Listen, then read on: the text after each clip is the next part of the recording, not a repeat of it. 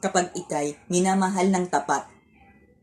Kapag mahal mo ang isang tao, ituturing mo siyang pinakamaganda kahit na ano pa man ang kanyang itsura.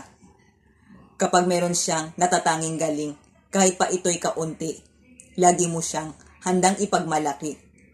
Kapag palagi niyang sinisikap na ikay asikasuhin at mapasaya, palagi mo siyang ginagantihan ng ngiti at pasasalamat. Palagi mo siyang binibigyan ng sapat na panahon para siya'y mapasaya rin. Ganyan ang totoong pagpapakita ng may pagmamahal. Ang totoong pagmamahal ay kahit na maganda man siya o hindi, siya'y mahal mo pa rin. Mayaman man siya o mahirap, siya'y mahal mo pa rin. At kahit na nagkaroon man siya ng malubhang karamdaman at dumating ang panahon na siya'y naguulyanin, mas pipiliin mo pa rin tumabi sa kanyang higaan.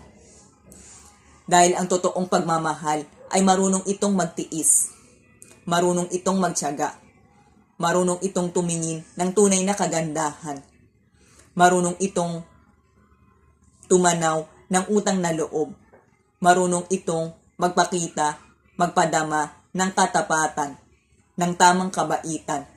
Marunong din itong magalit, pero marunong din itong magpatawad. Katulad ng isang anak, kapag siya'y nakakagawa ng kasalanan, siya'y pinapalo, pinagagalitan ng kanyang mga magulang. At sa kalaunan, siya'y patatawarin at yayakapin. Ganyan ang totoong pagpapakita ng may pagmamahal.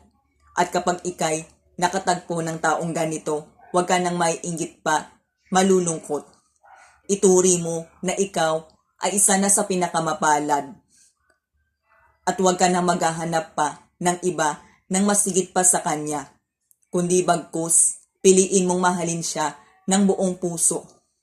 Piliin mong maging tapat sa kanya sa lahat ng panahon.